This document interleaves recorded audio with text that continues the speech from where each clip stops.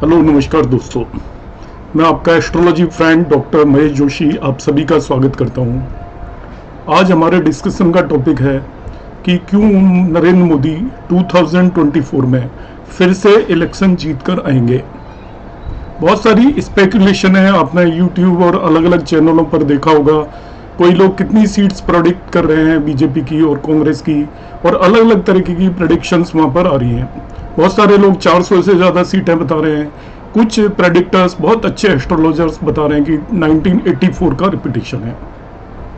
मगर मुझे उनका कोई लॉजिक बहुत समझ में नहीं आया, तो मेरे स्टूडेंट्स ने कहा कि मैं इस पर एक वीडियो बनाऊं। मैंने पीछे असेंबली इलेक्शंस पर पूरा प्रेडिक्शन दिया था, और आपने चैनल्स के शोर शराबे के बीच में मेरी प्रेडिक्शन बिल्कुल अलग थी, मगर वो बिल्कुल सटीक आई।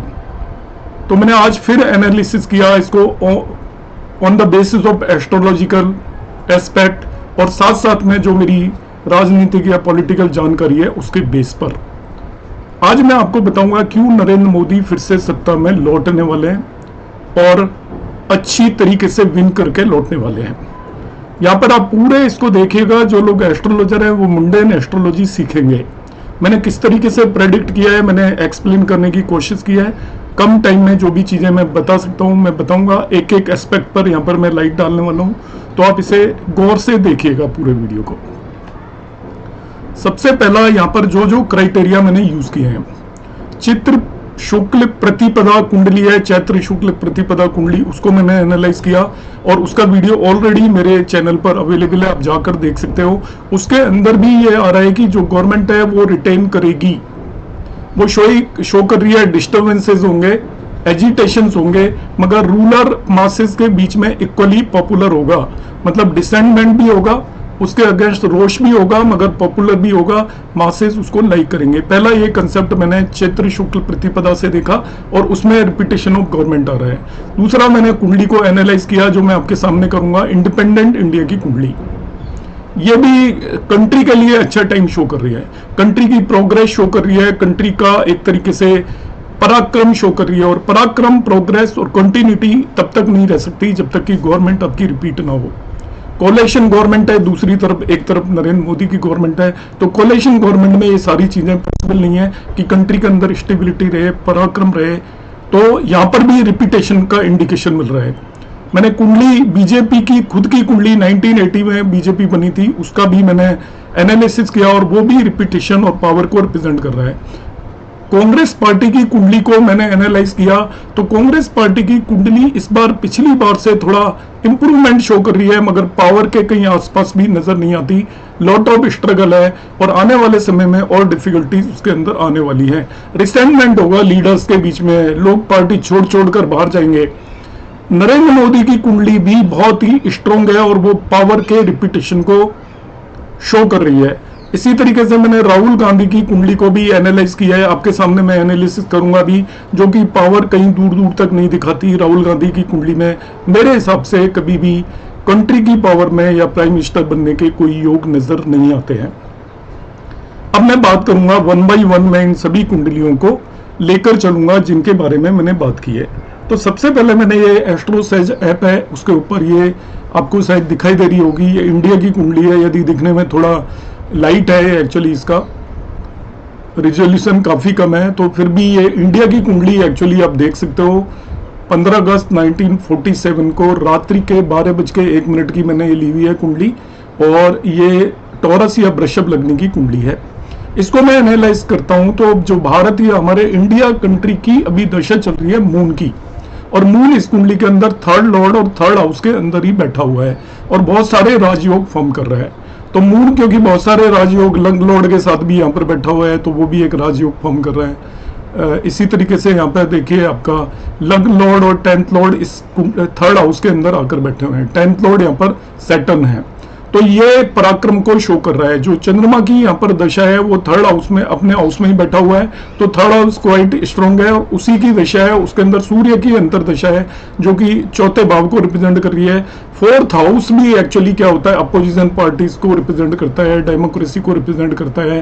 तो फोर्थ हाउस भी यहाँ पर, तो डेमोक्रेसी का यहाँ पर इस टाइम पर डेमोक्रेसी में पराक्रम को ये रिप्रेजेंट कर रहा है। इसका मतलब लोग निकल कर वोट करेंगे, और वोट कंट्री की पावर के लिए करेंगे, मतलब जो वो यहाँ पर वोट देंगे वो इस तरीके से देंगे, उनके दिमाग के अंदर ये होगा कि कंट्री किसी तरीके से वीक ना हो जाए, लोगों के सपोर्ट से देश आगे बढ़ेगा, अपना पराक्रम दिखाएगा। और उसको दिखाने के लिए जो मेरा इंटरप्रिटेशन है वो है कि गवर्नमेंट की कंटिन्यूटी बहुत ज्यादा जरूरी है, क्योंकि यहाँ पर मून एक्चुअली देखिए 10th लॉर्ड के साथ भी कंजक्टेड है, यहाँ पे कंजंक्शन बहुत स्ट्रोंग है, लग्न लॉर्ड के साथ भी कंजक्टेड है।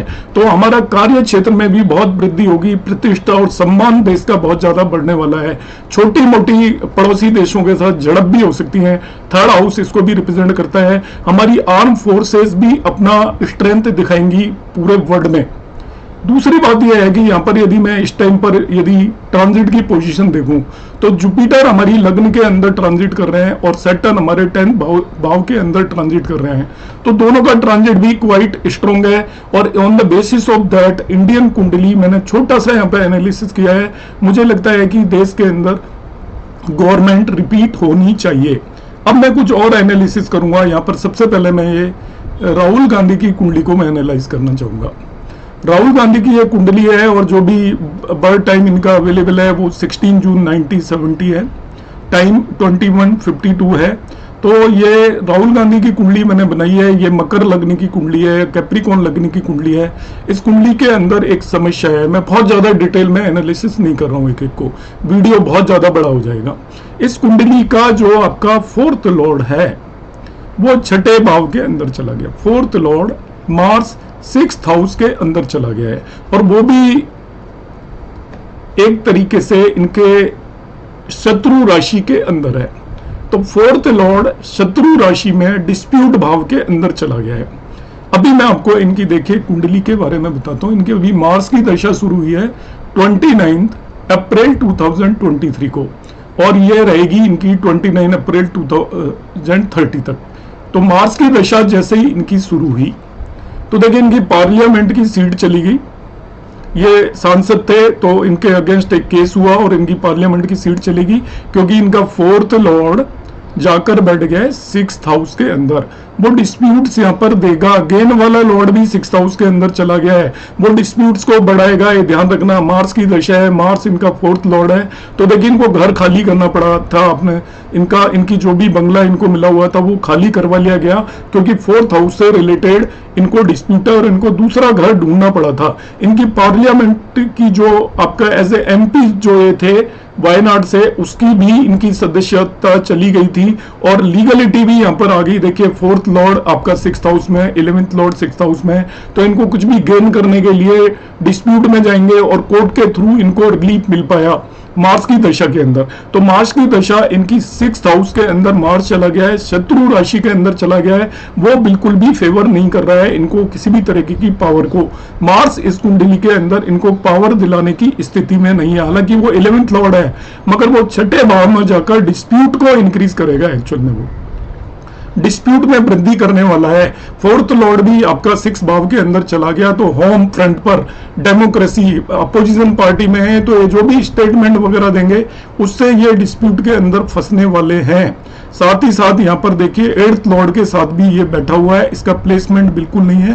हालांकि सूर्य जो यहाँ पर बैठा हुआ है विपरीत राजयोग फॉर्म करता है स्टिल, मगर यहाँ पर 8th लॉर्ड के साथ 4th लॉर्ड आकर बैठ गया है, 11th लॉर्ड आकर बैठ गया है, तो वो इनको ट्रबल्स देने वाला है, ये श्योर है। तो इनका आने वाले टाइम में इनको स्टेटमेंट्स की वजह से जो भी बातें कहेंगे उसकी वजह से इनको प्रॉब्लम आने वाली है। देखिए इनकी MP की पोस्ट और क्यों गई और इनको बहुत ज्यादा निंदा सहनी पड़ी, उसका रीजन क्या है यहाँ पर देखिए। इनको जो यदि अब ट्रांजिट के अंदर देखेंगे तो सैटर्न अभी 2nd हाउस के अंदर ट्रांजिट कर रहा है, इनके वहां से ये इनके 4th हाउस को एस्पेक्ट कर रहा है, तो ये फिर इस 4th हाउस को अफेक्ट कर रहा है, तो इनका 4th हाउस अफेक्ट हुआ, इनका घर खाली हुआ, आपने देखा होगा। इसी तरीके से यदि मैं जुपिटर का भी ट्रांजिट देखूं तो जुपिटर अभी उस टाइम पे 4th हाउस पे था, तो इनका 4th हाउस एक्चुअली एक्टिवेटेड था जब इनको घर खाली करना पड़ा, इनकी पार्लियामेंट की सीट गई, अब इनके 5th हाउस के अंदर आ गया है जुपिटर। तो जैसे ही जुपिटर आपका 5th हाउस के अंदर यहाँ पर आया है, तो 5th हाउस के अंदर जैसे ही आया है, तो अब आपने देखा होगा इनके स्टेटमेंट थोड़ा ज्यादा मैच्योर हो गए पहले के कंपैरिजन में। मई के बाद इनकी थोड़ा इमेज में इंप्रूवमेंट हुआ है, मगर जो इनकी 4th और 11th लॉर्ड की जो दशा है वो आपका इनका प्लेनेट जाकर बैठ गया है 6th हाउस के अंदर वो डिस्प्यूट को क्रिएट करता है। ये अभी तक अनमैरिड है, वो ये कुंडली साफ साफ दिखाई दे रही है। इनका 7वां भाव पाप कर्तरी में है। अब ये अनमैरिड मेरा बताने का ऑब्जेक्टिव नहीं है, 7वां भाव पद प्राप्ति को बताता है। इनको प्राइम मिनिस्टर अब ये बन सकते थे, जब मनमोहन सिंह बने थे तो चाहती तो इनकी मदर इन्हें बना सकती थी, मगर नहीं बन पाए। उसका मैं आपको रीजन बता रहा हूं, क्योंकि इनका 7th हाउस पाप कर्तरी में है। जब 7th हाउस पाप कर्तरी के अंदर आ गया तो वो पद प्राप्ति को रिप्रेजेंट करता है, और इसकी वजह से इनको पद की प्राप्ति नहीं हो पाई। तो इनका थ्रू आउट लाइफ जो मेरा ऑब्जर्वेशन है, वो पद प्राप्ति के चांसेस बहुत कम नजर आते हैं। करंट मार्स की दशा बिल्कुल भी फेवर नहीं करती है। इसके बाद इनकी राहु की दशा आ जाएगी, तो राहु की दशा भी कोई इतनी फेवरेबल दशा नजर नहीं आ रही है इस कुंडली के लिए। अब मैं आ जाऊंगा कि नरेंद्र मोदी की कुंडली को मैं एनालाइज करूंगा।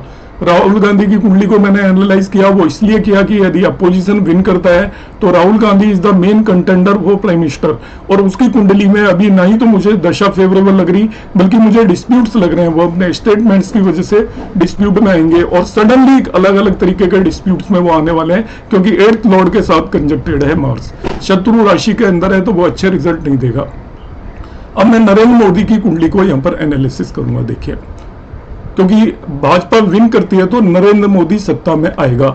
मैंने भाजपा की खुद की कुंडली को भी एनालाइज किया है, वो मैं यहां पर देने वाला नहीं हूं एनालिसिस, वरना वीडियो बहुत लंबा हो जाएगा। नरेंद्र मोदी की कुंडली के अंदर बहुत ही स्ट्रॉन्ग राजयोग है। आप लग्न में जाकर देखिए, लग्न में लग्न लॉर्ड बैठा हुआ है, इसलिए इनकी लग्न बहुत ही ज्यादा स्ट्रॉन्ग हो जाती है। लग्न में लॉर्ड खुद ही लग्न में जाकर मार्स प्लेस्ड है। दूसरी चीज, यदि मैं इनकी कुंडली के अंदर देखता हूं तो गज केसरी योग है। चंद्रमा से जुपिटर 4th हाउस के अंदर है, तो एक गज केसरी योग भी हो रहा है। साथ के साथ इनके 10th हाउस के अंदर वीनस है, वो अमल केती योग बना रहा है।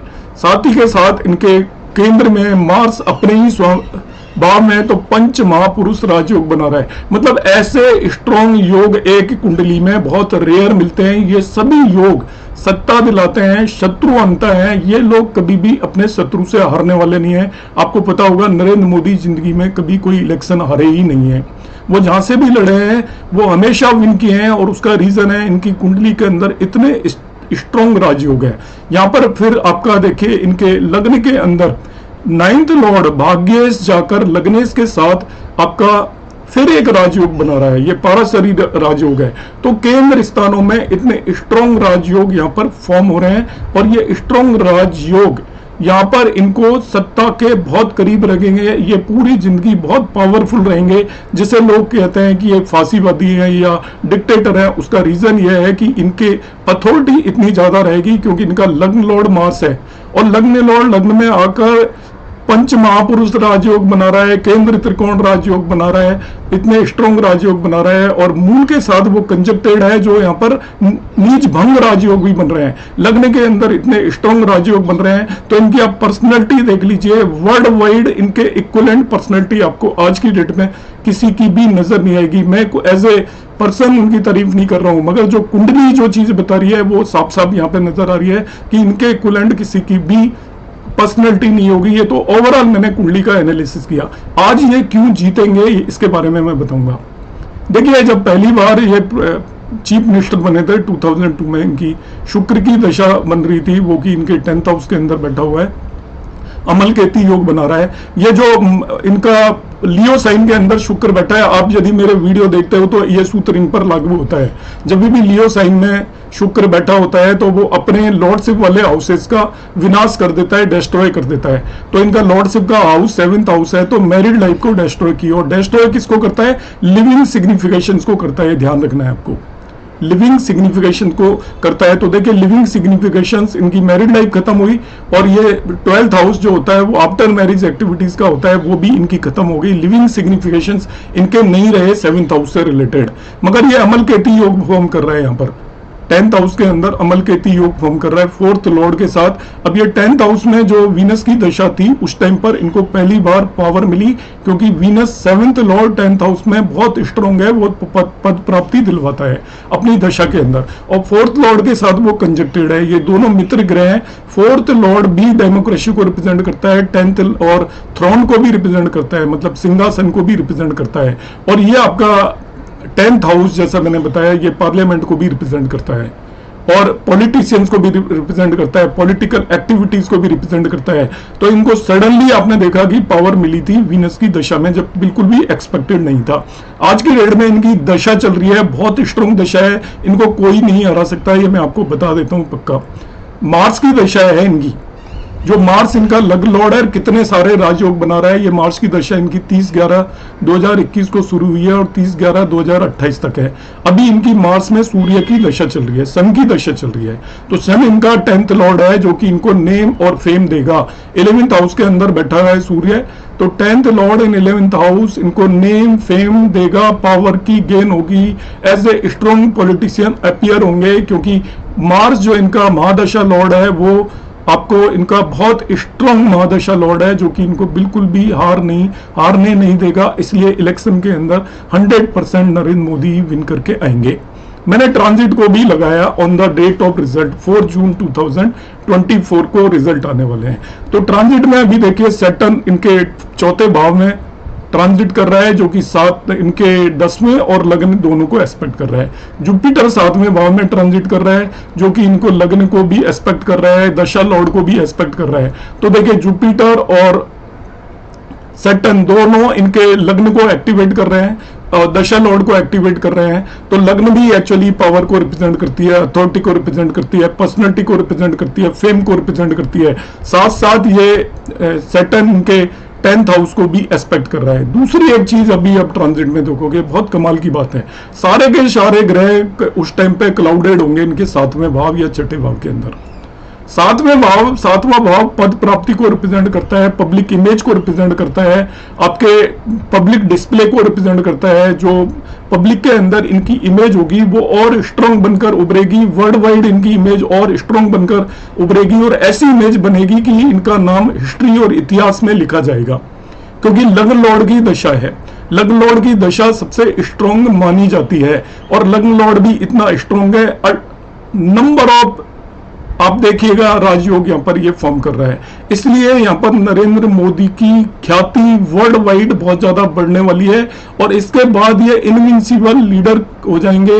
भारत के इतिहास के अंदर इनका नाम बहुत ही बोल्ड लेटर्स में लिखा जाएगा, ऐसा मेरा प्रेडिक्शन है। अब मैं आ जाता हूं एंड में। अभी तक मैंने 3 कुंडलियां एनालाइज की, वीडियो पर जो भी मैं बता सका वो मैंने आपको बताया और इसके बेसिस पर ये मेरा फर्म बिलीव है। और अर्लियर मेरी हमेशा मुंडन से रिलेटेड प्रेडिक्शंस करेक्ट जाती हैं, क्योंकि मैं एक्चुअल में इसको एनालिसिस करता हूं, ऐसे ही कुछ भी अंधाधुंध नहीं बोल देता, जैसा कि टीवी पे कुछ सुना और कोई ओपिनियन पोल देकर उसके बेस पर मैंने कुछ बता दिया कि इतनी इसकी सीट आने वाली है। मैंने स्टेट वाइज इसको एनालाइज किया, बहुत गौर से एनालाइज किया। मैं अब आपको बताऊंगा स्टेट वाइज जो मैंने एनालाइज किया उसमें मैंने क्या क्या एनालाइज किया। यहाँ पर मुंडन एस्ट्रोलॉजी में जो भाव हम जनरली देखते हैं, फर्स्ट हाउस देखते हैं, वो people and general condition of country को रिप्रेजेंट करता है। चौथा हाउस अपोजिशन पार्टीज को, थ्रोन ऑफ द किंग और डेमोक्रेटिक मूवमेंट को रिप्रेजेंट करता है।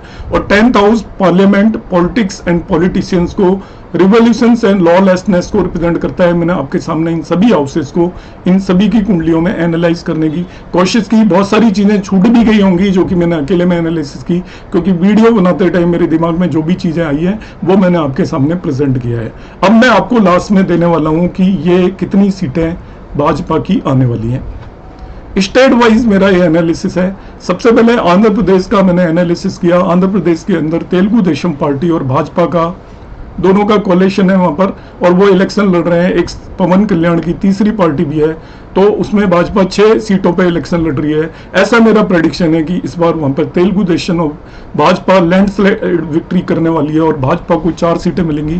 कांग्रेस का वहां पर खाता भी नहीं खुलने वाला है। अरुणाचल प्रदेश पर आता हूं तो वहां पर 2 सीटें हैं, दोनों ही सीटें भाजपा जीतेगी, कांग्रेस को कोई सीट नहीं मिलेगी। J&K में टोटल 6 सीट्स हैं, उसमें 3 सीट पर भाजपा लड़ रही है, वो 3 सीटें भाजपा जीतेगी और 1 सीट वहां पर कांग्रेस को भी मिल सकती है। हिमाचल प्रदेश, उत्तराखंड में भाजपा क्लीन स्वीप करने वाली है, वहां पर कांग्रेस को कोई सीट नहीं मिलेगी। पंजाब के अंदर भाजपा मैक्सिमम 2 सीटें जीत पाएगी, ऐसा मेरा प्रेडिक्शन है, और कांग्रेस को 3 सीटें मिल सकती हैं। बाकी सभी सीटों पर आप पार्टी जीतेगी, 1 सीट अकाली दल को भी मिल सकती है। दिल्ली की सभी 7 सीटों पर अभी आज की स्थिति में मैंने दिल्ली की कुंडली का भी एनालिसिस किया था, तो दिल्ली में 7 सीटों पर भाजपा के जीतने की उम्मीद है, मगर पिछली बार से उसका वोट शेयर भी कम होगा और मार्जिन भी कम हो जाएगा। हरियाणा में क्योंकि उतल पुतल है, हरियाणा की कुंडली को भी मैंने एनालाइज किया, इंडिविजुअली मैंने सभी स्टेट्स की कुंडली को एनालाइज करने की कोशिश की, और हरियाणा में मुझे स्टेबिलिटी नजर नहीं आ रही पिछली बार की जैसी, तो हरियाणा में चेंजेस नजर आएंगे। तो मैंने काफी एनालिसिस किया, अपना पॉलिटिकल एक्यूमन लगाया, और जो भी मीडिया रिपोर्ट्स हैं उसके बेसिस पर मैंने ये एनालाइज किया कि हरियाणा में बीजेपी को 6 और कांग्रेस को 4 सीटें मिलेंगी। इसी तरीके से राजस्थान में भी क्लीन स्वीप बीजेपी नहीं करने वाली है, पिछली बार 24 सीट थी, इस बार 4 सीटों का नुकसान है और 20 सीट बीजेपी को मिलेंगी और 4 सीट कांग्रेस को मिल सकती हैं। गुजरात की हम बात करते हैं तो गुजरात में 26 सीट्स में से लास्ट टाइम बीजेपी को पूरी 26 की 26 सीटें मिली थी, इस बार 25 सीटें गुजरात में भाजपा को मिलेंगी और 1 सीट कांग्रेस को मिल सकती है। एमपी में पिछली बार भाजपा को 28 सीट मिली थी 29 में से, इस बार 1 सीट का नुकसान होता नजर आ रहा है और कांग्रेस को 2 सीटें मिलती नजर आ रही हैं। यूपी के अंदर भाजपा कई उसके कोalition के पार्टनर्स हैं जो कि एनडीए के पार्ट है, उनके साथ मिल रही है, तो यहां पर मैं भाजपा की अपनी सीटों का प्रेडिक्शन दे रहा हूं, वो 67 होंगी और कांग्रेस की 1 सीट मिलेगी। मेरी प्रेडिक्शन के हिसाब से रायबरेली से राहुल गांधी जीतेंगे, हालांकि वो बहुत ही डिफिकल्ट जीत होगी, मार्जिन बहुत कम होगा, मगर राहुल गांधी वो सीट निकाल पाएंगे। बिहार के अंदर भाजपा को 17 सीटें लड़ रही है और सभी सीटों पर उसको विजय मिलेगी। कांग्रेस केवल 1 सीट जो कि किशनगंज की पिछली बार विन की थी, उसे इस बार फिर से विन कर सकती है। नेक्स्ट बात करते हैं, बंगाल में भाजपा को पिछली बार 18 सीट्स मिली थी, मगर इस बार उसकी टैली इंप्रूव होने वाली है और उसे 23 सीट्स मिलेंगी।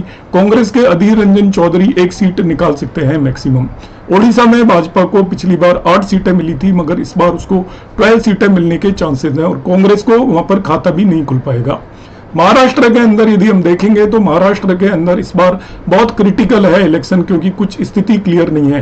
फिर भी मेरा ऐसा मानना है, मेरा ये प्रेडिक्शन है कि वहां पर भाजपा अपनी सीटों पर अच्छा प्रदर्शन करेगी। 28 सीट्स पर भाजपा लड़ रही है, उसमें से 23 सीटें निकाल पाएगी। कांग्रेस का प्रदर्शन में कोई इंप्रूवमेंट नहीं होगा, शिवसेना फिर भी बेहतर करेगी, तो कांग्रेस को केवल 2 सीटें मिल पाएंगी। कर्नाटका के अंदर प्रेडिक्शन देना क्वाइट डिफिकल्ट था, फिर भी मैंने काफी एनालिसिस के बाद मैं निकाल पाया हूं कि भाजपा को 22 सीटें मिल सकती हैं और कांग्रेस को 6 सीटें वहां पर मिल सकती हैं। तेलंगाना का यदि हम एनालिसिस करें, उसकी कुंडली को मैंने एनालाइज किया, तो इस बार वहां पर कांग्रेस की बहुत अच्छी परफॉर्मेंस होगी, भाजपा भी इंप्रूव करेगी। भाजपा की पिछली बार 4 सीट थी, इस बार वो 6 सीटों पर विक्ट्री करेगी और कांग्रेस को 10 सीटें मिलने की संभावना है। तमिलनाडु के अंदर वहां पर एनडीए बिल्कुल ही हारने वाली है और कांग्रेस और इनका इंडिया अलाउंस क्लीन स्वीप करने वाला है। भाजपा एटमोस्ट 1 सीट जीत सकती है, कांग्रेस 9 सीटें लड़ रही है, 1 पौंडीचेरी में लड़ रही है, तो 9 की 9 सीटें कांग्रेस को वहां पर मिल जाएंगी। केरला के अंदर भाजपा इस बार खाता खोल सकती है, ऐसा मेरा एनालिसिस है, जबकि कांग्रेस को वहां पर 14 सीटें मिलने की संभावना है। आसाम के अंदर भाजपा की टैली और इंप्रूव करेगी और वो 13 सीटें जीतेगी और 1 सीट कांग्रेस को मिल सकती है। नॉर्थ ईस्ट में मैंने सभी स्टेटों को एनालाइज किया और मुझे ऐसा लगता है कि करीब करीब 9 सीटें भाजपा जीतेगी, 1 सीट कांग्रेस को मिल सकती है। अदर स्टेट्स में जो आपके छोटे छोटे हैं, चंडीगढ़ है, लक्षद्वीप है, अंडमान निकोबार है, इस तरीके दमन एंड दीव है, इस तरीके के स्टेट्स में भाजपा को 1 सीट आपका कांग्रेस को मिल सकती है। यहाँ पर मैं गोवा को मिस कर गया, गोवा में 2 सीटें हैं, दोनों की दोनों सीटें बीजेपी को मिलेंगी, तो जो मेरी टैली यहाँ पर आती है वो वापस से उसी 303 सीट पर आती है जो कि भाजपा पिछले इलेक्शन में 2024 में विन करके आई थी। और इसी तरीके से जो कांग्रेस की टैली आती है वो 62 आती है। देयर इज इम्प्रूवमेंट, पिछली बार 52 है, 54 थी, तो उससे ज्यादा सीटें हैं, मगर कांग्रेस की परफॉर्मेंस में कोई ज्यादा इंप्रूवमेंट नहीं होने वाला है। यहां पर मैं एक राइडर दे रहा हूं, मैंने 303 सीटें जो बताई हैं उसमें आपका 5% का प्लस या माइनस हो सकता है। 303 में से 15 सीटें माइनस भी हो सकती हैं और 15 सीटें प्लस भी हो सकती हैं, क्योंकि बिल्कुल एक्यूरेट प्रेडिक्शन देना संभव नहीं है, मैं ऐसे ही कुछ भी नहीं बता सकता।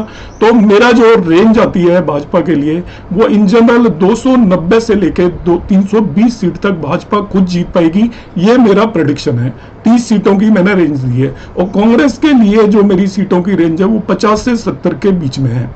कांग्रेस को 62 सीटें मेरे हिसाब से मिलनी चाहिए, मगर वो गिर के 50 तक भी आ सकती हैं और वो 70 से ज्यादा बिल्कुल भी नहीं जाएंगी, ऐसा मेरा प्रेडिक्शन है। उम्मीद है आपको जो स्टूडेंट्स हैं एस्ट्रोलॉजी के उन्हें कुछ सीखने के लिए मिला होगा, और वैसे लोग जो कि भाजपा के सपोर्टर्स हैं उन्हें अच्छा लगा होगा वीडियो, और कांग्रेस के सपोर्टर्स को थोड़ा डिसअपॉइंटमेंट हुआ होगा। मगर मेरा जो एनालिसिस है वो मैंने अपनी तरफ से बिल्कुल ही प्योर एनालिसिस करने की कोशिश की है। आपको वीडियो कैसा लगा आप जरूर कमेंट बॉक्स में कमेंट करिएगा। नमस्कार, धन्यवाद, जय श्री राम।